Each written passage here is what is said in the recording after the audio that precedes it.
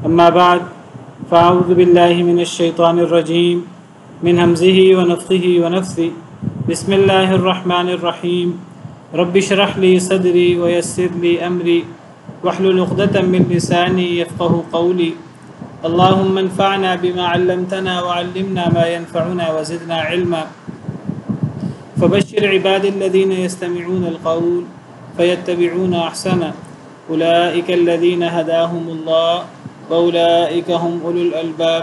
अऊज़ु बिल्लाहि मिनश्शैतानिर्रजीम बिस्मिल्लाहिर्रहमानिर्रहीम। कल शुरू की दो आयतें पढ़ी थी, तो बस शुरू से ही दोबारा शुरू कर देते हैं।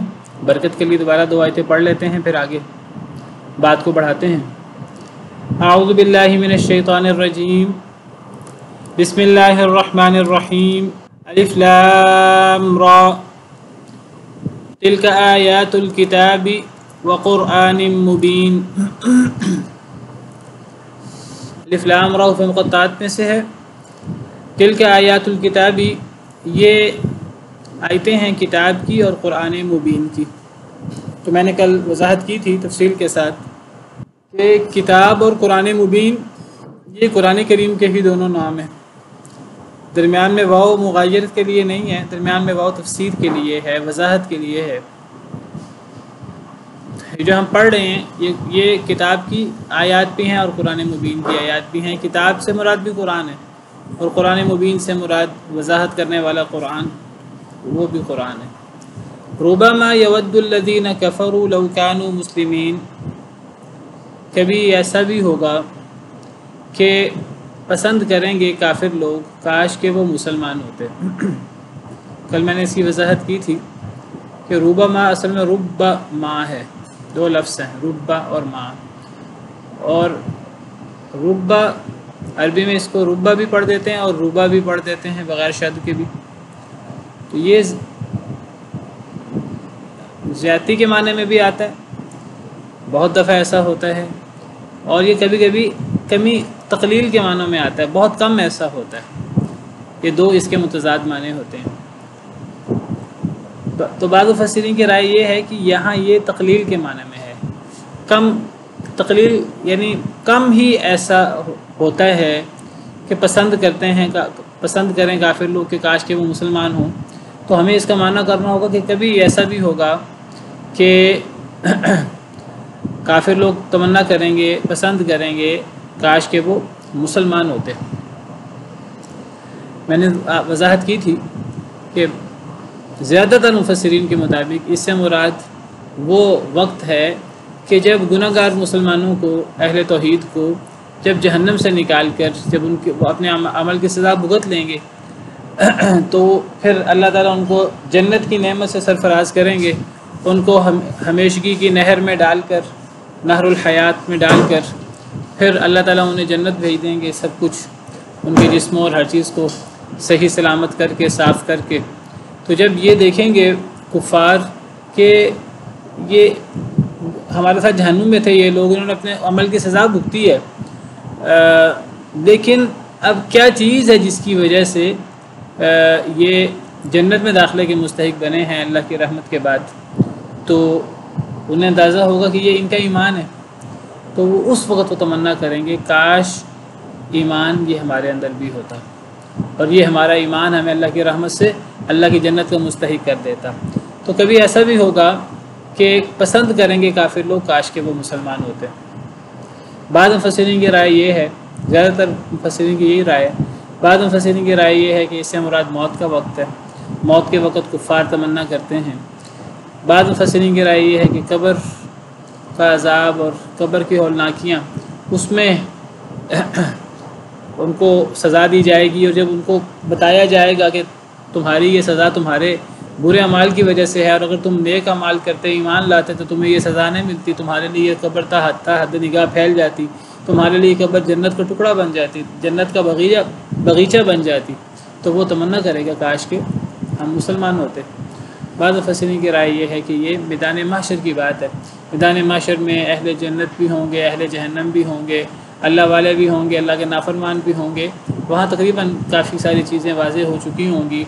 तो उस वक्त जब गुनहगारों के सामने, जब ईमान वालों جب ان کو اندازہ ہوگا کہ ایمان والوں کے لیے اب بلند مقام ہے میدان محشر میں بھی، ان پہ کوئی پریشانی نہیں ہے اور وہ جنت میں جائیں گے، تو اس وقت وہ شدید پریشانی میں ہوں گے، شدید خوف میں ہوں گے، تو اس وقت وہ تمنا کریں گے کاش کہ ہم بھی مومن ہوتے۔ تو یہ تو ساری تفسیریں ہیں۔ اگر روبہ ماہ کا معنی ہم تقلیل کے معنی میں کریں کہ کبھی ایسا بھی ہوگا، اور اگر روبہ ماہ کو تکثیر کے معنی میں لے لیں تو بہت دفعہ ایسا ہوگا کہ پسند کریں گے کافر لوگ کاش کہ وہ مسلمان ہوتے۔ تو ایسے بہت سے مرحلے آئیں گے۔ دنیا کا جو ایک وقت ہے، جو آزمائش کا وقت ہے، دنیا دارالابتلاء ہے، دنیا میں لوگوں کو احساس ہو تو دنیا میں لوگ احساس کریں اور اپنی اصلاح کریں اور توبہ کریں۔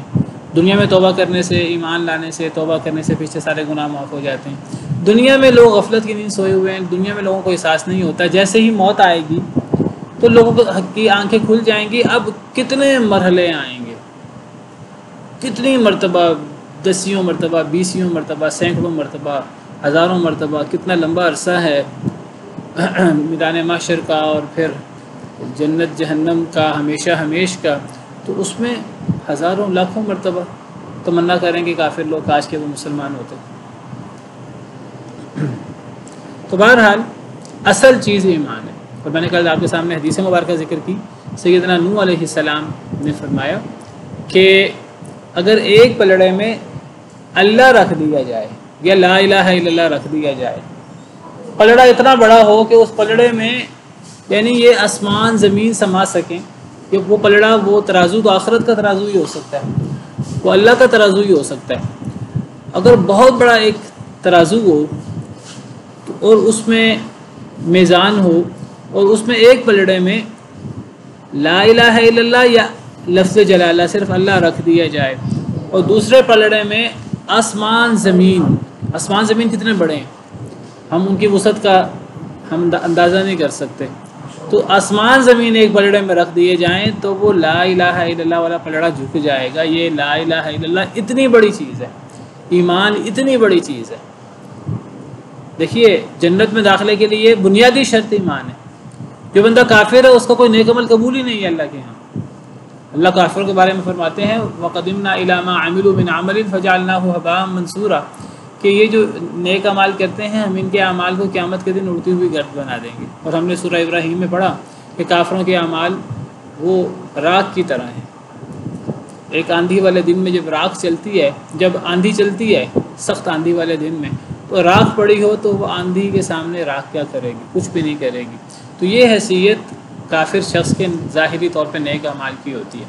تو ایمان وہ بنیادی شرط ہے کہ جو جنت میں داخلے کی بنیادی شرط ہے۔ پھر اعمال صالحہ وہ مزید پھر درجات بلند کرنے کے لیے اور ایمان بڑھانے کے لیے پھر اعمال صالحہ ہوتے ہیں۔ تو ایمان بنیادی شرط ہے۔ اللہ فرماتے ہیں ان الذین آمنوا وعملوا الصالحات اولئک هم خیر البریہ۔ اتنی بڑی چیز ہے ایمان، ایمان کو کبھی ہلکا نہ لیں۔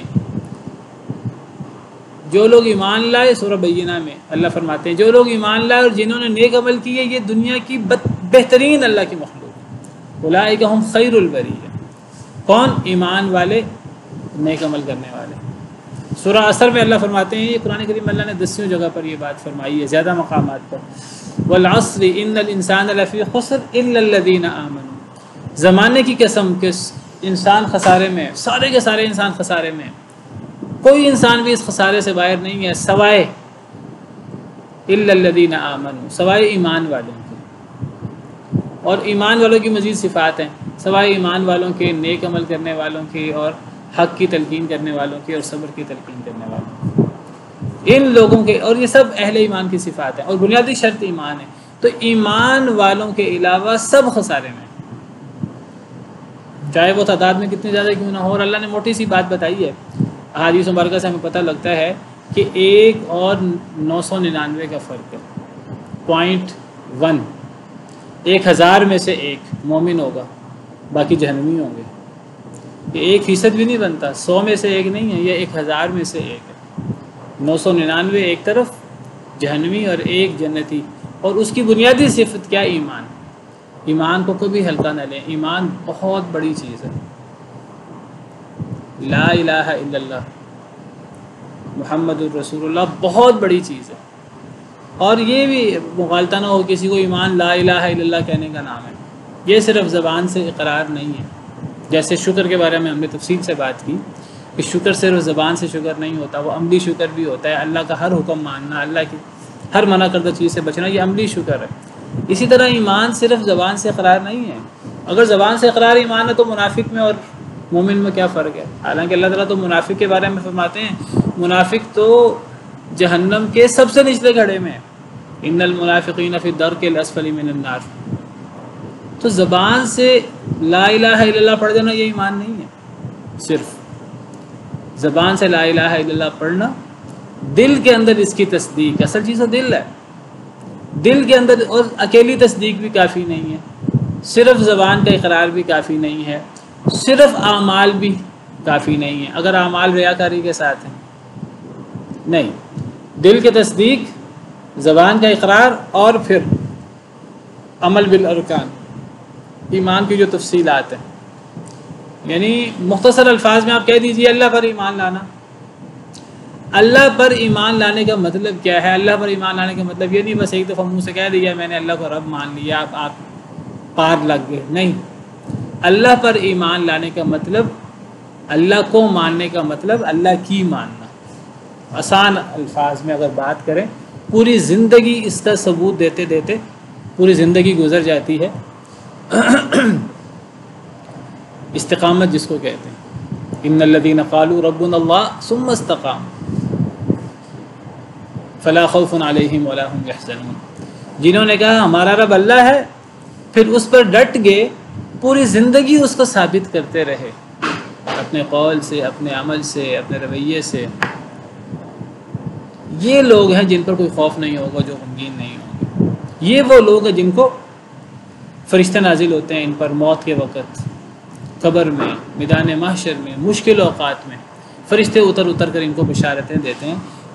وہ لوگ جو زبان سے ربنا اللہ کہتے ہیں، ہمارا رب اللہ ہے، یعنی ایمان کلمہ پڑھ لیں، لا الہ الا اللہ پڑھ دیں، اور صرف زبان سے وہ کافی نہیں ہے. پھر استقامت، ہمیشہ کے لیے اپنی دنیا کی زندگی میں اس کو ثابت کرنا، اللہ کی ماننا، اس کے لیے قربانیاں، دامے درمے سخنے، ہر قسم کی قربانی دینا. تو یہ ایمان، یہ بہت بڑی چیز ہے.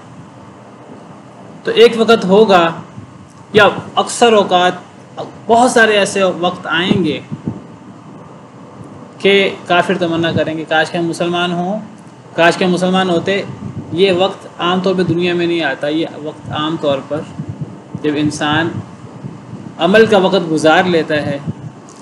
بہت خوش قسمت ہے وہ شخص جس کو دنیا میں اس کے سامنے یہ حقیقت واضح ہو جائے، اللہ دنیا میں اس کا سینہ کھول دے، اللہ دنیا میں اسے ہدایت دے دے. بہت خوش قسمت ہے. باقی اکثر لوگ دنیا غفلت میں گزار کر پھر موت کے وقت، اور موت کے وقت کا تو ایمان، موت کے وقت یاد ہے کہ ہر بندہ کلمہ پڑھ لیتا ہے. ہر بندہ موت کے وقت کلمہ پڑھتا ہے، ہر بندہ موت کے وقت ایمان کی بات کرتا ہے. حتی اذا رأوا بأسنا قالوا آمنا باللہ وحدہ وکفرنا بما كنا به مشرکین. اللہ فرماتے ہیں کہ جب وہ لوگ ہمارا عذاب دیکھتے ہیں تو پھر وہ کہتے ہیں آمنا باللہ وحدہ، ہم تو اللہ وحدہ لا شریک پر ایمان لے آئے. موت کا وقت مراد ہے. وکفرنا بما كنا به مشرکین، ہم جو کفر کرتے تھے، شرک کرتے تھے، ہم اس کا انکار کرتے ہیں. اللہ فرماتے ہیں فلم یک ینفعهم ایمانهم لما رأوا بأسنا، جب انہوں نے ہمارا عذاب دیکھ لیا، جب ہماری موت دیکھ لی، اب ان کو ان کا ایمان فائدہ نہیں دیتا. وہ تو فرعون بھی ایمان لے آیا تھا، جو اپنے آپ کو سب سے بڑا رب کہا کرتا تھا. وہ بھی مرتے وقت ایمان کا کلمہ دوستوں بھی پڑھا تھا، لیکن یہ فائدہ نہیں دیتا. تو بہرحال ایمان بہت بڑی چیز ہے. ایمان کے بغیر دنیا اور آخرت تباہ ہے، اور ایمان کے ساتھ دنیا اور آخرت تر جاتی ہے اگر وہ حقیقی ایمان ہے. تو ایک وقت وہ بھی ہوگا، یا ایسا بھی ہوگا کہ کافر چاہیں گے کاش کہ وہ مسلمان ہوتے ہیں. یا دوسری تفسیر کے مطابق بہت سارے ایسے اوقات آئیں گے، بہت سارے ایسے مرحلے آئیں گے، موت، قبر، حشر اور جہنم میں کافروں کے لیے، کہ وہ تمنا کریں گے کاش کہ وہ مسلمان ہوتے. یہ بہت بڑی ڈانٹ ہے، یہ بہت بڑا ایک غفلت کی نیند سے جگانے کے لیے اللہ تعالیٰ نے یہ باتیں بتائی ہیں، لیکن یہ باتیں میں پھر ذکر کروں گا، یہ باتیں پڑھے گا کون، ان باتوں کا فائدہ کس کو ہوگا؟ جس کو اللہ قرآن پڑھنے کی توفیق دے گا، جس کو اللہ قرآن سننے کی توفیق دے گا۔ جو نہ قرآن پڑھے نہ قرآن سنے، جس کی پوری زندگی جو ہے وہ وقال الرسول یا ربی ان قوم اتخذوا هذا القرآن مہجورا، رسول قیامت کے دن اللہ سے شکوہ کریں گے، اے اللہ میری امت نے قرآن کو چھوڑ دیا تھا۔ تو جو قرآن کو چھوڑے بیٹھے ہیں، تو قرآن کو چھوڑ کر نہ کوئی دین کی اصلاح ہو سکتی ہے، نہ کوئی دنیا کی اصلاح ہو سکتی ہے، نہ کوئی معیشت کی ترقی ہو سکتی ہے، نہ کچھ اور ہو سکتا ہے۔ یہ قرآن کے ساتھ ہی ہو سکتا ہے، یہ ایمان کے ساتھ ہی ہو سکتا ہے۔ اللہ تعالیٰ ڈانٹتے ہوئے فرماتے ہیں کفار کے بارے میں، اصل میں بہت بڑا فتنہ ہے ایمان والوں کے لیے، جب ایمان والے کفار کو دیکھتے ہیں، اللہ کے نافرمانوں کو دیکھتے ہیں، اللہ کے نافرمان اللہ سے مقابلے کرتے ہیں، لیکن دنیاوی نعمتیں کئی دفعہ ان کے پاس نظر آتی ہیں، زیادہ نظر آتی ہیں، تو ایمان والے فتنے کا شکار ہو جاتے ہیں کئی دفعہ۔ جو کمزور ایمان والے ہیں، جن کو اللہ پر اللہ کے وعدوں پر یقین ہے، وہ فتنے میں مبتلا نہیں ہوتے، لیکن جن کا ایمان کمزور ہے وہ شکوک و شبہات میں مبتلا ہو جاتے ہیں کہ یہ اللہ کے نافرمان ہیں، ان پر دنیا کی نعمتیں اتنی زیادہ۔ اللہ تعالیٰ یہاں یہ بتا رہے ہیں، اللہ فرماتے ہیں ذرہم یأکلوا ویتمتعوا، ان کو چھوڑ دو۔ جن کفار کی بات ہو رہی ہے، ایک وقت ہوگا کہ یہ کفار تمنا کریں گے کاش کہ ہم مومن ہوتے، دنیا میں تو انہیں احساس نہیں ہے، یہ تو غفلت کی نیند سوئے ہوئے ہیں۔ اللہ فرماتے ہیں ذرہم، اے نبی صلی اللہ علیہ وسلم انہیں چھوڑ دیجئے، یأکلوا ویتمتعوا، کہ یہ کھائیں اور یہ فائدے اٹھائیں، دنیا میں انہوں نے کھانا ہے کھانے دیں، جو انہوں نے فائدے اٹھانے ہیں حرام حلال کی تمیز کیے بغیر، تو یہ فائدے اٹھاتے رہیں، جانوروں کی طرح یہ کھائیں پئیں، جانوروں کی طرح یہ اپنی خواہشات پوری کریں، ان کو نہ کوئی روک ٹوک ہے، نہ ان کو کوئی حلال حرام کی پرواہ ہے، نہ ان کو کوئی اللہ کا آخرت کا ڈر ہے، نہ ان کو کوئی شرم و حیا ہے، کیونکہ جب شرم و حیا ہوتی ہے تو انسان کنٹرول میں آ جاتا ہے، اور جب شرم و حیا ختم ہو جاتی ہے، اذا لم تستحی فاصنع ما شئت، جب تمام نبیوں کی اگر دعوت میں سے یہ بات مشترکہ طور پہ لی جائے تو اذا لم تستحی فاصنع ما شئت، جب شرم ختم ہو جاتی ہے پھر انسان جو چاہے کرے، پھر کوئی روک ٹوک نہیں ہوتی۔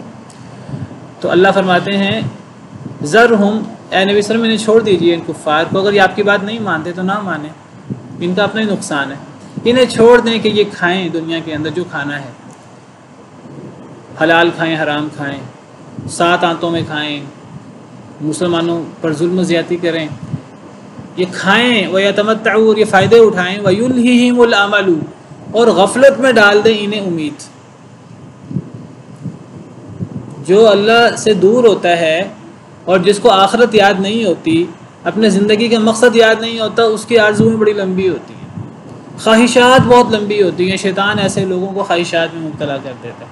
اللہ فرماتے ہیں ایسے لوگوں کو خواہشات غفلت میں ڈال دیتی ہیں، خواہشات ان کی، ابھی ایک گاڑی ہے، ابھی دوسری گاڑی آ جائے، دوسری گاڑی ہے ذرا بہتر ماڈل کی گاڑی آ جائے، ابھی ایک گھر ہے کوئی اچھا بنگلہ بن جائے، یہ اتنا بینک بیلنس ہے تھوڑا اور بینک بیلنس ہو جائے، ابھی اتنا کروڑ ہے اتنا کروڑ ہو جائے، وہ اتنا کروڑ ہو گیا تو اتنے ارب ہو جائیں، اتنے ارب ہو گئے ہیں تو وہ مزید اتنے ارب مل جائیں، اتنے خرب ہو جائیں، ابھی فلاں کے برابر ہے تو پھر فلاں کے برابر ہو جائے، ابھی فلاں کے برابر ہے تو فلاں کے برابر ہو جائے، فلاں کے برابر ہے تو پھر فلاں شاہی خاندان کے برابر ہو جائے، فلاں زرداری کی طرح، اور فلاں وہ پھر لوگوں کے ساتھ مقابلے کر کر کے فلاں کی بلڈنگ اتنی اونچی ہے، میری بلڈنگ اتنی اونچی ہو جائے، پھر تو قارون کا خزانہ بھی کم ہے اگر ایسی خواہشات دل میں آ جائیں۔ یہ ایسی خواہشات میں شیطان انسان کو مبتلا کرتا ہے، انسان کی موت آ جاتی ہے، خواہشات کبھی ختم نہیں ہوتی۔ تو یہ کوئی اللہ تعالیٰ اجازت نہیں دے رہے کہ اے نبی صلی اللہ علیہ وسلم کافروں کو چھوڑ دیں، یہ جو انہوں نے کھانا کھائیں، جو انہوں نے فائدہ اٹھائیں، یہ اجازت نہیں ہے، یہ شدید ڈانٹ ہے، یہ بڑی سخت ترین ڈانٹ ہے کہ اگر انہیں اپنی اصلاح نہیں کرنی، اگر ان کو حلال و حرام کی کوئی پرواہ نہیں ہے، اگر ان کو اللہ رسول کی کوئی پرواہ نہیں ہے، اگر ان کو زندگی کے مقصد کے بارے میں انہوں نے کبھی سوچنا نہیں ہے، اگر ان میں اور جانوروں میں کوئی فرق نہیں ہے، تو پھر انہیں جانوروں کی طرح کھانے دیں، پھر انہیں جانوروں کی طرح، یہاں تو جانوروں کا ذکر نہیں ہے، میں کیوں جانوروں کا ذکر کر رہا ہوں؟ قرآن کی دوسری آیت میں اللہ نے کفار کا مقابلہ جانوروں سے کیا ہے، سورہ محمد میں اللہ فرماتے ہیں ان الذین کفروا یتمتعون ویأکلون کما تأکل الانعام والنار مثوی لہم، کہ کافر لوگ اس طرح فائدے اٹھاتے ہیں دنیا میں اور اس طرح کھاتے ہیں جیسے جانور کھاتے ہیں، اور ان کا ٹھکانہ جہنم ہے۔ جانور ایک بے زبان اور ایک اللہ نے ان کو عقل نہیں دی، وہ عقل مند نہیں ہے ہماری طرح، تو ان کا ایک بڑا سطحی سا بس کھانا پینا ہے، ایک فطرت پر ہیں وہ اللہ کی طرف سے، وہ اس فطرت سے نکلتے بھی نہیں ہیں۔ لیکن جانوروں کا کام کھانا پینا سونا، اور جنگل کا قانون ہوتا ہے اسی کے مطابق وہ زندگی گزار دیتے ہیں۔ تو اگر ایک انسان بھی اگر جانوروں کی سی زندگی گزارے تو یہ کوئی زندگی تو نہیں ہے۔ تو اللہ فرماتے ہیں انہیں چھوڑ دیں، یہ شدید ڈانٹ کا انداز ہے، بالکل اس طرح کا انداز ہے جس طرح قرآن کریم میں دوسری آیت میں آتا ہے اعملوا ما شئتم انہ بما تعملون بصیر، تم نے جو عمل کرنا ہے کر لو، اللہ تمہارے اعمال سے باخبر ہے، اللہ تمہارے اعمال کو دیکھ رہا ہے۔ یہ کوئی اللہ اجازت دے رہے جو کرنا ہے کر لو، کفر کرنا ہے کفر کر لو، شرک کرنا ہے شرک کر لو، سود کھانا ہے سود کھا لو، لوگوں کو قتل و غارت کرنی ہے تو قتل و غارت کر لو، لوگوں پہ ظلم زیادتی کرنی ہے کر لو، یہ کوئی اجازت نہیں ہے، یہ شدید ڈانٹ کا انداز ہے۔ یہ بالکل ایسا ہی انداز ہے کہ تم نے جو کرنا ہے کر لو، پھر تم سے نمٹ لیا جائے گا۔ تو چھوڑ دیں ان کو، ان کافروں کو۔ ایک وقت آئے گا کہ کافر یہ تمنا کریں گے کاش کہ یہ مسلمان ہوں، لیکن یہ تمنا کریں گے موت کے وقت اور موت کے بعد۔ دنیا میں اللہ تعالیٰ کہتے ہیں کہ ٹھیک ہے انہیں پھر جو عیش کرنی ہے عیش کرنے دو، انہیں چھوڑ دو کہ یہ کھائیں اور یہ فائدے اٹھائیں، اور امید انہیں غفلت میں ڈال دیں۔ فسوف یعلمون، بس ان قریب یہ جان لیں گے، ان قریب، وہ وقت دور نہیں ہے، موت کا وقت، قبر کا وقت، حشر کا وقت، اور پھر جہنم، ان قریب پتہ لگ جائے گا۔ یہاں ایک دفعہ کا ہے سورہ الہاکم التکاثر میں 3 دفعہ یہ بات فرمائی، الہاکم التکاثر، ان کو مال کی کثرت کے مقابلے نے غفلت میں ڈال دیا ہے، حتی زرتم تمہیں مال کی کثرت کے مقابلے نے اے انسانوں تمہیں غفلت میں ڈال دیا ہے، حتی زرتم المقابر، حتیٰ کہ تم قبروں کی زیارت کر لیتے ہو۔ کیا مطلب؟ حتیٰ کہ تم مر جاتے ہو، اور مرتے دم تک تمہاری مال کی کثرت کا مقابلہ ختم نہیں ہوتا۔ اللہ فرماتے ہیں حتی زرتم المقابر کلا سوف تعلمون، ہرگز نہیں جلد ہی تم جان لو گے، ثم کلا سوف تعلمون، پھر ہرگز نہیں جلد ہی تم جان لو گے، کلا لو تعلمون علم الیقین۔ اور تیسری دفعہ اللہ فرماتے ہیں کہ کاش کہ تم جانتے ہوتے یقینی علم، تمہیں اللہ کی باتوں کا یقین ہوتا۔ لترون الجحیم، جب تم جہنم کو دیکھو گے، ثم لترونها عین الیقین، پھر تم جہنم کو یقینی آنکھ سے دیکھو گے، ثم لتسألن یومئذ عن النعیم، پھر تم سے نعمتوں کے بارے میں سوال ہوگا۔ تو یہ اللہ فرماتے ہیں فسوف یعلمون، تمہیں لگ پتہ جائے گا، ان قریب یہ جان لیں گے۔ بہت ڈانٹ کا انداز ہے اور بہت غفلت کی نیند سے جگانے کا انداز ہے، لیکن وہی بات، یہ اس کے لیے ہے ڈانٹ، یہ اس کے لیے یہ ٹھوکر ہے، یہ اس کے لیے یہ غفلت کی نیند سے جاگنے کی بات ہے جو قرآن پڑھے، جو قرآن پڑھے ہی نہ، جو قرآن پڑھے اور پھر اس میں تدبر کرے، پھر اس کے مطابق اپنے آپ کو ڈھالنے کی کوشش کرے، عمل کرنے کی کوشش کرے۔ وَمَا أَهْلَكْنَا مِنْ قَرْيَةٍ إِلَّا وَلَهَا كِتَابٌ مَعْلُوم، اور نہیں ہم نے ہلاک کیا کسی بستی کو، إِلَّا وَلَهَا كِتَابٌ معلوم، مگر اور اس کے لیے تھا ایک لکھا ہوا معلوم وقت، اس کے لیے ایک لکھا ہوا معلوم تھا، معلوم سے مراد مقرر، طے شدہ، لکھا ہوا۔ اللہ فرماتے ہیں ہم نے کسی بستی کو ہلاک نہیں کیا مگر اس بستی کی ہلاکت پہلے سے اللہ نے لکھ رکھی تھی، اس کی ہلاکت کا جو وقت تھا وہ معلوم تھا، طے شدہ تھا، اور لکھا ہوا تھا، کتاب تھا، وہ لکھا ہوا تھا اور وہ معلوم تھا۔ یعنی اللہ اپنے علم کی بات کر رہے ہیں، اپنے سابق علم کی۔ اللہ نے کسی کو دنیا میں ظاہری نعمتیں دی ہیں، وہ بھی اللہ نے اپنے ساتھ، کسی کا کوئی کمال نہیں ہے، تو یہ نہ سمجھے کہ میں نے اپنے زور بازو سے یہ نعمتیں کمائی ہیں، یہ سارا میرا علم ہے، یہ ساری میری صلاحیتیں ہیں، یہ اللہ کی دین ہے، اللہ کا انعام ہے جو اللہ نے دی ہے۔ اور کسی کو اگر اللہ ہلاک کرتے ہیں، کسی کو اللہ مصیبت دیتے ہیں، ہر چیز لکھ رکھی ہے اللہ نے۔ اللہ فرماتے ہیں ہم نے کسی بستی کو ہلاک نہیں کیا مگر اس کی ہلاکت کا وقت بھی صرف طے نہیں تھا، لکھا ہوا بھی تھا، کتاب معلوم تھا، وہ لکھا ہوا تھا، معلوم۔ ما تسبق من امت اجلها وما يستأخرون، نہیں سبقت لے جاتی کوئی جماعت کوئی امت اجلہا اپنی مدت سے. کون سی مدت؟ جو اللہ نے لکھ کر طے کر رکھی ہے. کوئی جماعت بھی اس لکھی ہوئی مدت سے سبقت نہیں لے جاتی، ایک لمحہ سبقت نہیں لے جا سکتی. وما یستأخرون، اور وہ لیٹ بھی نہیں کر سکتے. اللہ نے جو وقت لکھ رکھا ہے اس لکھے ہوئے وقت میں نہ ایک لمحہ جلدی ہو سکتی ہے نہ ایک لمحہ تاخیر ہو سکتی ہے. یہ بہت بڑی ڈانٹ ہے، بہت بڑا الٹیمیٹم ہے ان لوگوں کے لیے جو بار بار نبیوں سے کہتے ہیں، بار بار حق کی دعوت دینے والوں سے کہتے ہیں مذاق اڑاتے ہوئے کہ تم جو کہتے ہو کہ اللہ کی بات نہیں مانیں گے تو عذاب آئے گا. عذاب کدھر ہے؟ اللہ فرماتے ہیں لکھا ہوا ہے. اگر نہیں آ رہا تو اللہ نے تمہیں تھوڑی سی مہلت دی ہوئی ہے، وہ مہلت لکھی ہوئی ہے. 10 سال کی مہلت ہے، 20 سال کی مہلت ہے، 50 سال کی مہلت ہے، 100 سال کی مہلت ہے، 150 سال کی مہلت ہے. اس نبی کی زندگی میں تم پر عذاب آنا ہے نہیں آنا، اس حق کی دعوت دینے والے کی زندگی میں تم پر عذاب آنا ہے کہ نہیں آنا، ایک ایک بات لکھی ہوئی ہے. تم اللہ کو کیا چیلنج کرتے ہو؟ اللہ کو کوئی چیلنج نہ کرے. ہر چیز لکھی ہوئی ہے، اور جو لکھا ہوا ہے اسے ایک نہ ایک لمحہ پہلے ہونا نہ ایک لمحہ لیٹ ہونا ہے. جب وہ وقت آ جائے گا پھر لوگ دہائیاں دیں گے کہ کاش کے چند لمحے دے دیے جائیں، ہم اللہ کی باتیں مان لیں، رسول پر ایمان لے آئیں، صدقہ کر لیں، یہ کر لیں وہ کر لیں. ایک لمحہ بھی نہیں دیا جائے گا. وقالوا یا ایھا الذی نزل علیہ الذکر انک لمجنون. دیکھیے جو قرآن کریم کی آیات ہیں، ان آیات کو یعنی غور کر کے تدبر کر کے اور اپنے آپ پر اپلائی کرنا چاہیے. اور میں کئی دفعہ کہتا ہوں ان آیات کو صرف کفار کے تناظر میں نہیں پڑھنا چاہیے کہ یہ آیات کفار کے لیے ہیں، یہ آیات ہم مسلمانوں کے لیے بھی ہیں. دیکھیے کفار سے اللہ کی کیا ناراضگی، اللہ کی بات نہیں مانتے، اللہ پر ایمان نہیں لاتے، نبی پر ایمان نہیں لاتے. بہت بڑا جرم ہے. یہ کتنا بڑا جرم ہوگا کہ کچھ لوگ کچھ جماعتیں وہ اللہ پر ایمان لانے کا وعدہ کریں، اللہ پر ایمان لانے کی بات کریں، اللہ رسول کا کلمہ پڑھیں، قرآن کو ماننے کا دعویٰ کریں، اور عمل ان کا پھر کفار کی طرح ہی ہو. عمل وہ نہ کریں. جس طرح وہ سود کھاتے ہیں یہ بھی سود کھا رہے ہیں، حالانکہ اللہ رسول سے جنگ ہے.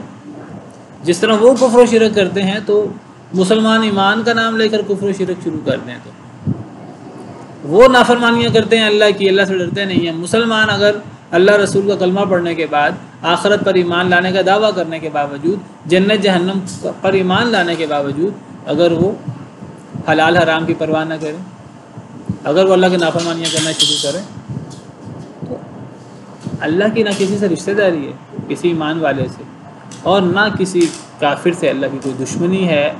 اصلاً جو اللہ کا فرما بردار ہے، اللہ کا پیارا ہے، جو اللہ کا نافرمان ہے، جتنا نافرمان ہے وہ اتنا اللہ کا مبغوض ہے والعیاذ باللہ.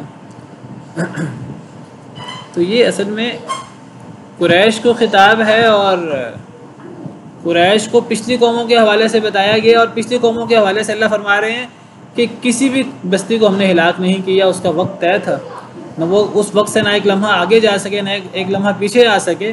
تو اس میں اصل میں گویا کہ ڈانٹ ہے قریش کے لیے کہ اے قریش تمہارے ساتھ بھی یہی ہے. اور اب تو قریش بھی گزر چکے ہیں، اب یہ ہمارے لیے ڈانٹ ہے، اب یہ باتیں ہمارے لیے ہیں کہ پچھلی بستیوں کے بھی اللہ نے وقت مقرر کر رکھے تھے. اگر وہ اللہ کے نافرمان تھے تو جو اللہ کے نافرمان ہیں اللہ نے ان کی ہلاکت کے وقت مقرر کیے ہوئے ہیں. وہ وقت نہ ایک لمحہ پہلے ہو سکتا ہے نہ ایک لمحہ بعد میں ہو سکتا ہے. تو انسان کو پھر اپنی تیاری رکھنی چاہیے ہر وقت. وقالوا یا ایھا الذی نزل علیہ الذکر، اور انہوں نے کہا، کفار نے کہا، قریش نے، یا ایھا الذی نزل علیہ الذکر، یا ایھا اے وہ شخص، الذی وہ جو، نزل علیہ الذکر نازل کیا گیا جس پر ذکر سے مراد قرآن، سنت، وحی، نصیحت. نبی صلی اللہ علیہ وسلم نصیحت کی بات کرتے تھے، آپ کی ساری وحی نصیحت ہے. قرآن ہو یا قرآن کے علاوہ آپ پر اللہ نے وحی اتاری سنت کی صورت میں. نبی صلی اللہ علیہ وسلم دعویٰ کرتے تھے کفار کے سامنے، مجھے اللہ نے نبی بنایا ہے، مجھ پر اللہ کی طرف سے وحی آتی ہے قرآن کتاب کی صورت میں، کتاب کے علاوہ بھی اللہ سے میرا رابطہ ہے فرشتے کے واسطے سے یا فرشتے کے بغیر، اللہ مجھ پر وحی بھیجتے ہیں، میں اللہ کی وحی کے نتیجے میں تمہیں دعوت دیتا ہوں، تمہیں نصیحت کرتا ہوں، تمہاری اصلاح کی بات کرتا ہوں، تمہاری خیر خواہی کی بات کرتا ہوں۔ آگے سے مذاق اڑاتے تھے۔ کیا مذاق اڑاتے تھے؟ کبھی تو جھوٹا کہہ دیا، کبھی مجنون کہہ دیا، کبھی جادوگر کہہ دیا، کبھی کچھ کہہ دیا، کبھی کچھ کہہ دیا، کبھی زبان سے تکلیف دی، کبھی عمل سے تکلیف دی، کبھی موت کی سازشیں کی، کسی طرح جو ہے وہ موت کے گھاٹ اتار دیا جائے۔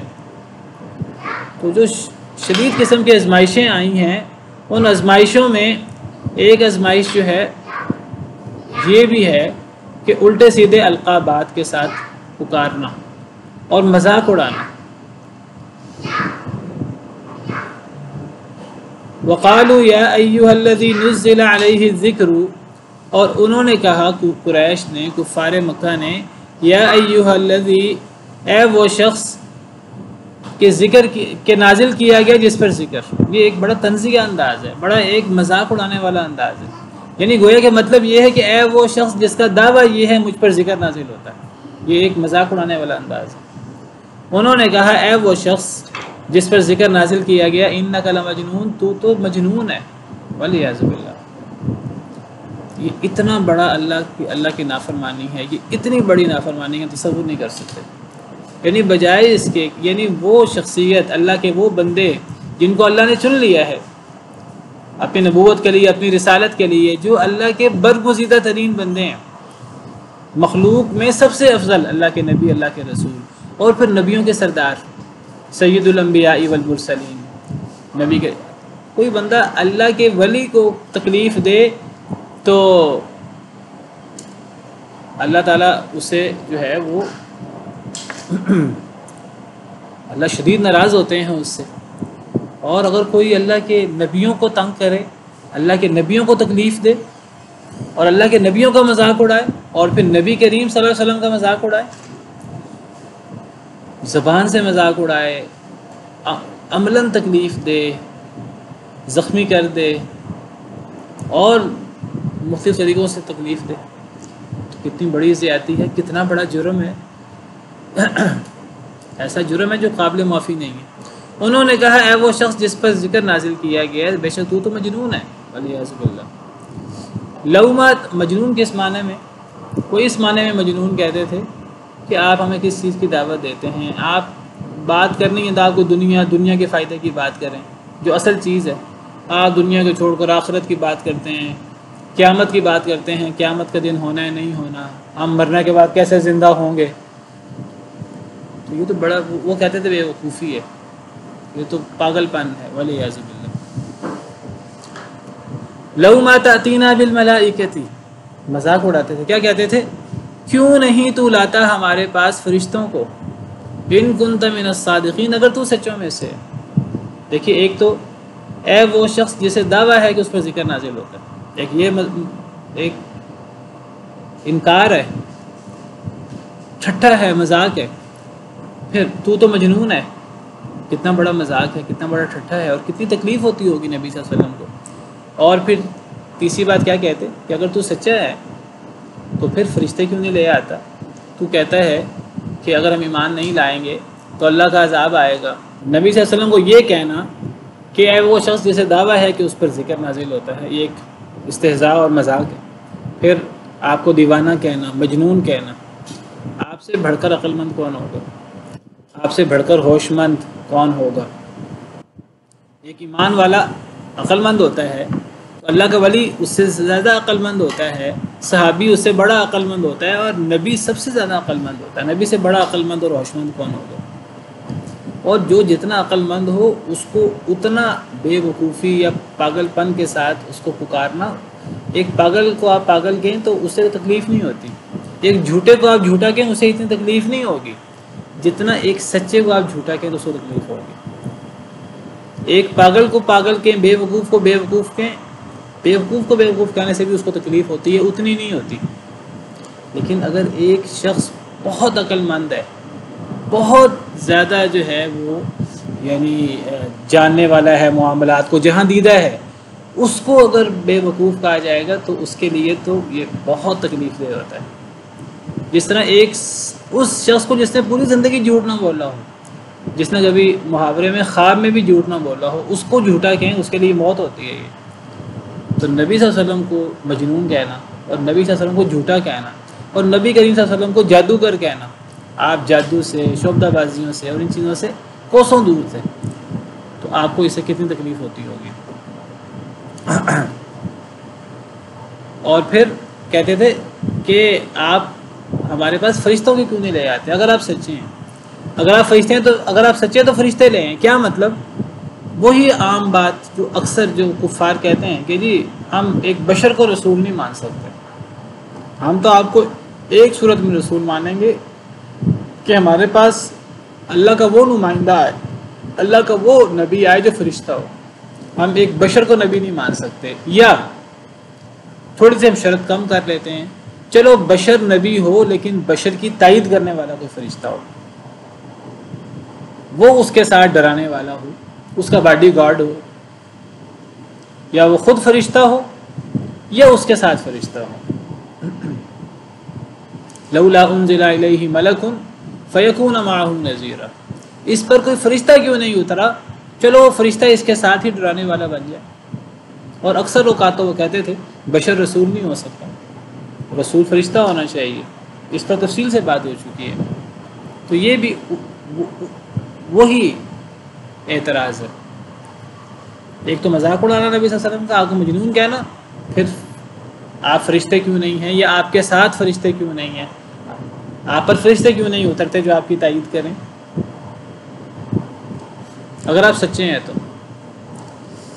یہ آگے اللہ کا جواب ہے، ما ننزل الملائکۃ الا بالحق، نہیں ہم نازل کرتے فرشتوں کو مگر حق کے ساتھ.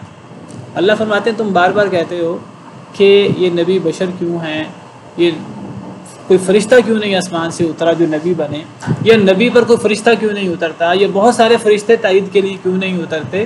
اللہ فرماتے ہیں ہم فرشتوں کو تو بغیر مقصد کے نازل ہی نہیں کرتے. فرشتوں کو تو اللہ تب نازل کریں، قرآن کریم میں اور جگہ پر اللہ نے فرمایا جب دنیا میں فرشتے بستے ہوں تو ہم فرشتہ نبی اتاریں. قل لو كان في الارض ملائکۃ یمشون مطمئنین لنزلنا علیہم من السماء ملکا رسولا، اگر فرشتے ہوتے تو ہم فرشتہ رسول اتارتے. جب دنیا میں انسان بستے ہیں تو رسول بھی انسان ہوگا، اب رسول تو انسان ہے. اب تمہارا یہ کہنا چلو رسول کے ساتھ فرشتے اتریں، تو اللہ فرماتے ہیں یاد رکھو فرشتے ہم جب بھی اتارتے ہیں کسی مقصد سے اتارتے ہیں. دیکھیے فرشتہ اگر اترے گا تو کسی نبی پر اترے گا تو وہ وحی کے مقصد سے اترے گا، اور اگر فرشتہ نبیوں کے علاوہ کسی اور پر اترے گا تو فرشتہ اللہ کے کسی حکم سے، اللہ کے کسی مقصد کے تحت وہ اترے گا، اور وہ مقصد کیا ہے؟ عذاب دینا. فرشتہ عذاب دینے کے لیے اترتا ہے، پھر عام لوگوں پر جب اترتا ہے تو اللہ تعالیٰ فرماتے ہیں وقال الذین لا یرجون لقاءنا لولا انزل علینا الملائکۃ او نری ربنا. 19 پارے کے شروع میں اللہ فرماتے ہیں جو لوگ آخرت کی امید نہیں رکھتے تو وہ کہتے ہیں کہ ہم پر فرشتہ نازل کیوں نہیں ہوتے، او نری ربنا، یا ہم اپنے رب کو کیوں نہیں دیکھتے. اللہ اس کا دو اعتراض تھے، فرشتہ نازل ہوں ہم پر نبی کے ساتھ، یا ہم اللہ کو دیکھیں. اللہ نے اس کا جواب دیا لقد استکبروا فی انفسہم وعتوا عتوا کبیرا. یہ اصل میں کوئی اعتراض نہیں ہے، یہ کوئی سوال نہیں ہے، یہ تکبر ہے بہت بڑا.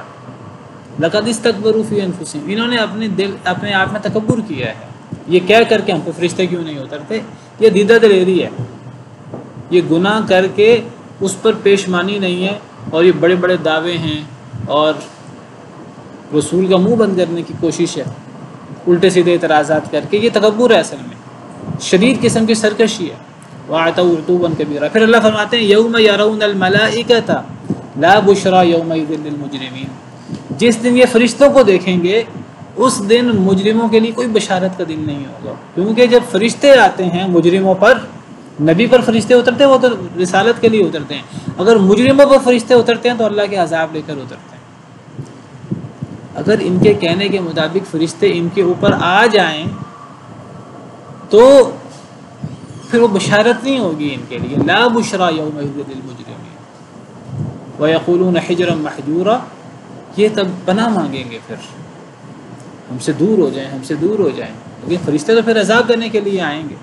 جنگ بدر میں آئے تھے اور پھر عذاب کے لیے فرشتے آتے ہیں، پتھر بھیجنے کے لیے، پتھروں کی بارش کرنے کے لیے، دیگر اللہ کے عذابوں کے لیے فرشتے اترتے ہیں۔ تو اللہ فرماتے ہیں ما ننزل الملائکۃ الا بالحق، نہیں ہم نازل کرتے فرشتوں کو مگر حق کے، کسی مقصد کے ساتھ ہم نازل کرتے ہیں۔ وما كانوا اذا منذرین، اور نہیں ہوں گے یہ اس وقت ڈھیل دیے جانے والے۔ ہم فرشتوں کو اتارتے ہیں لوگوں پر، لیکن ایک حق کے ساتھ، ایک مقصد کے ساتھ اتارتے ہیں، اور جب فرشتے آتے ہیں تب پھر ان کو مہلت نہیں دی جائے گی، یعنی تو وہ عذاب کے لیے اتریں گے۔ یہ نہیں ہوگا کہ ان کے مطالبے کے مطابق فرشتے تو آ جائیں، اب پھر ان سے پوچھا جائے ہاں آپ ایمان لاتے ہو کہ نہیں لاتے، تب یہ نہیں پوچھا جائے گا۔ پھر اگر فرشتے آ جائیں گے پھر وہ ایمان کا سوال ختم ہو جائے گا۔ فرشتے تو عذاب کے لیے اتریں گے، اور جب اللہ کا عذاب آ جاتا ہے، موت آ جاتی ہے، پھر ایمان قابل قبول ہی نہیں ہوتا، پھر ڈھیل نہیں ملتی، پھر مہلت ختم ہو جائے گی۔ تم کتنے بے وقوف ہو، اپنی مہلت خود ختم کر رہے ہو، اپنے لیے اللہ سے خود عذاب مانگ رہے ہو۔ اِنَّا نَحْنُ نَزَّلْنَا الذِّكْرَ وَإِنَّا لَهُ لَحَافِظُونَ، بے شک ہم ہی نے ذکر کو نازل کیا ہے، قرآن کو۔ جس ذکر کا یہ مذاق اڑا رہے ہیں، اے وہ شخص جس پر ذکر، جو کہتا ہے مجھ پر ذکر نازل ہوا، قرآن نازل ہوا، سنت نازل ہوئی، اللہ فرماتے ہیں بے شک ہم نے ذکر کو نازل کیا ہے۔ یہ ذکر کا نزول کوئی مذاق نہیں ہے کہ تم مذاق اڑاؤ نبی کا، یہ حقیقت ہے، سب سے بڑی حقیقت ہے۔ ہم ہی نے ذکر کو نازل کیا ہے، اور بے شک ہم ہی اس کی حفاظت کرنے والے ہیں۔ یہ پچھلی کتابوں کی طرح کا ذکر نہیں ہے۔ پہلی بات ہے یہ ذکر ہے، ذکر سے مراد نصیحت، تو نصیحت میں قرآن بھی آتا ہے، اور قرآن کی تشریح حدیث بھی، وہ بھی نصیحت ہے، وہ بھی آتی ہے۔ اور پچھلی کتابیں، پچھلے نبیوں کی وحی، اللہ نے اس کی حفاظت کی ذمہ داری نہیں لی، اگرچہ وہ بھی اللہ کی طرف سے تھی، اللہ کا کلام تھی وہ پچھلی کتابیں۔ قرآن بھی اللہ کا کلام ہے، تو اللہ نے اس کی حفاظت کی ذمہ داری بھی لی ہے۔ اس کی حفاظت کی ذمہ داری اللہ نے کیوں لی؟ اس سے کوئی پچھلی کتابوں کا نقص نہیں ہے، اس میں کوئی یہ نہیں ہے پچھلی کتابیں اللہ کا کلام نہیں تھیں اور یہ کتاب اللہ کا کلام ہے۔ پچھلی کتابیں بھی اللہ کا کلام تھیں، یہ کتاب بھی اللہ کا کلام ہے، یہ کتاب ہو یا اس کتاب کی تشریح ہو۔ اصل میں پچھلی کتابوں کے بعد نئی کتابیں آنے کا امکان تھا، ابھی رسول مزید آ رہے تھے، اللہ نے رسولوں کا سلسلہ بند نہیں کیا تھا، تو اب نبی کریم صلی اللہ علیہ وسلم خاتم النبیین ہے، یہ کتاب آخری کتاب ہے۔ نبی صلی اللہ علیہ وسلم کے بعد کسی نبی نے نہیں آنا، کسی رسول نے نہیں آنا، قرآن کے بعد کسی کتاب نے نہیں آنا، کسی نئی شریعت نے نہیں آنا۔ سیدنا عیسیٰ بھی آئیں گے تو وہ نبی صلی اللہ علیہ وسلم کی امتی بن کر آئیں گے، نئی شریعت لے کر نہیں آئیں گے۔ تو جب کسی نئے نبی نے نہیں آنا تو گویا کہ اب یہ آخری اب نبی نے نہیں آنا تو اس نبی کی دعوت قیامت تک محفوظ رہے گی۔ کسی نئی کتاب نے نہیں آنا تو یہ کتاب میں تحریف نہیں ہو سکتی۔ تو یہ قرآن کریم کا بہت بڑا اعزاز ہے۔ یہ نہیں کہ لوگ کوشش نہیں کرتے قرآن میں تحریف کرنے کی، تحریف لفظی بھی ہوتی ہے، تحریف معنوی بھی ہوتی ہے۔ پچھلی کتابوں میں لوگوں نے لفظی تحریفیں بھی کی، معنوی تحریفیں بھی کی۔ قرآن کریم کی تحریف کرنے کی کوشش کی جاتی رہی، لیکن چونکہ اللہ نے اس کی حفاظت کی ذمہ داری لی ہے، اللہ اس کی خود بھی حفاظت کرتے ہیں۔ اللہ نے ایسے رجال کار بھی پیدا کیے ہیں جنہوں نے اس کتاب کو حفظ کیا ہوا ہے، اور جو کوئی اس کتاب میں تحریف کرنے کی کوشش کرتا ہے، لفظی یا معنوی، الفاظ بدلنے کی کوشش کرے تو حفاظ بتا دیتے ہیں کہ یہاں یہ غلطی ہوئی ہے، فوراً اس غلطی کو دور کر دیا جاتا ہے۔ اور اگر کوئی معنوی تعریف کرے، اللہ نے ایسے علماء کی جماعت تیار کر رکھی ہے جو صحیح معنی بتا دیتے ہیں، تو نہ لفظی تحریف ہو سکتی ہے نہ معنوی تحریف ہو سکتی ہے۔ کوئی تحریف کرنے کی کوشش بھی کرے تو اللہ کے عذاب کا شکار ہوتا ہے، اور اس کی جو تحریف ہے وہ لفظی ہو یا معنوی ہو، اسے بقا نہیں ہوتی، وہ ختم ہو جاتی ہے۔ جو چیز خیر ہے، حق ہے، وہی چیز باقی رہتی۔ تو یہ ہے قرآن کریم اور قرآن کریم کی حفاظت، اور یہ حفاظت صرف قرآن کے ساتھ خاص نہیں ہے۔ یہاں اللہ نے ذکر کا لفظ استعمال کیا ہے، اور ذکر کا لفظ یہ یعنی نصیحت کے لیے اور دین کے لیے بولا جاتا ہے۔ پورا دین ذکر ہے، جس میں قرآن اور قرآن کی تشریح حدیث مبارکہ بھی شامل ہے۔ وقت ختم ہو گیا ہے، میں صرف آپ کو اشارہ کر دوں، پتہ نہیں چاند نکلنے کا بھی اعلان ہوا ہے کہ نہیں ہوا، تو اگر چاند نکل گیا ہے یا کل چاند نکلتا ہے تو یہ عشرہ ذی الحجہ کا پہلا عشرہ شروع ہو رہا ہے، اور 10 ذی الحجہ کو عید ہوگی۔ تو یہ عشرہ، یہ دن، پہلے 10 دن، یہ پورے سال کے سب سے افضل دن ہے۔ یہ اتنے افضل دن ہیں کہ یہ رمضان کے دنوں سے افضل دن ہے۔ رمضان بہت فضیلت والا مہینہ ہے، یہ رمضان کے دنوں سے افضل ہے۔ نبی صلی اللہ علیہ وسلم کو صحیح حدیث میں ارشاد ہے، آپ نے فرمایا کہ افضل ایام الدنیا ایام العشر، دنیا کے افضل ترین دن جو ہیں وہ یہ ذوالحجہ کے 10 دن ہیں۔ صحابہ کرام بڑا حیران ہوئے، سوال کیا کہ آپ نے فرمایا ان دنوں کا عمل تمام دنوں کے عمل سے افضل ہے، رمضان کے دنوں سے بھی۔ صحابہ کرام نے سوال کیا کہ کیا جہاد سے بھی ان دنوں کا عمل افضل ہے؟ تو نبی صلی اللہ علیہ وسلم نے فرمایا ان دنوں کا عمل رمضان سے بھی افضل ہے، جہاد سے بھی افضل ہے، سوائے اس کے کہ کوئی شخص مال کے ساتھ بھی جہاد کرے، جان کے ساتھ بھی جہاد کرے، مال بھی ختم ہو جائے، جان بھی اس کی کام آ جائے، ورنہ یہ ان دنوں کا عمل تو جہاد سے بھی افضل ہے۔ ان دنوں کے اندر کیا کرنا چاہیے؟ سب سے زیادہ اللہ کا ذکر کرنا چاہیے، سبحان اللہ، الحمدللہ، لا الہ الا اللہ، اللہ اکبر، اللہ اکبر، اللہ اکبر، لا الہ الا اللہ، اللہ اکبر، اللہ اکبر وللہ الحمد۔ ان دنوں کے اندر روزے رکھنے چاہیے۔ نبی کریم صلی اللہ علیہ وسلم 10 کے 10 دنوں کا روزہ رکھتے تھے، 9 دنوں کو، اور پھر صدقہ خیرات دیگر نیک کام کرنے چاہیے، جو انسان نیکی کر سکے کرے۔ یہ رمضان سے بھی افضل دن ہے۔ سبحان ربک رب العزت عما یصفون وسلام علی المرسلین والحمد للہ رب العالمین۔